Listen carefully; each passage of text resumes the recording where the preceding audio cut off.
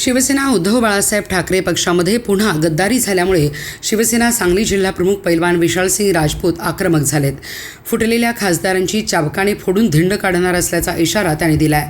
पुन्हा एकदा उभाटा गटाचे खासदार फुटल्यामुळे निष्ठावंत शिवसैनिकात नाराजी पसरली आहे।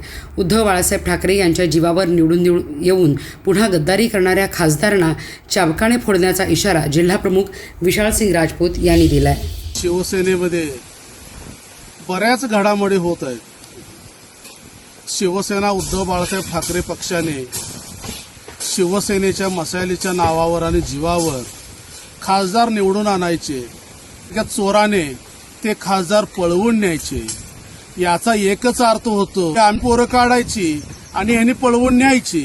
म्हणजे ह्यांना काय पोरं होत नाहीत का? ह्यांचं काय चालत नाही का? ह्यांचं काय होत नाही का? एकनिष्ठ आणि प्रामाणिकपणा जो काय असतो तो सन्माननीय विनायकजी राऊत, संजयजी राऊत, प्राध्यापक नितीन बानोडे पाटील, अनिल देसाई यांच्याकडून शिकावा आणि पक्षाची काय निष्ठा असते ही दाखवावी। ही काय पद्धत आहे की उद्धव साहेबांच्या नावावर निवडून यायचं, मशाल घ्यायची हातात आणि परत मशाल ठेवायची आणि दुसरीकडे पळून जायचं।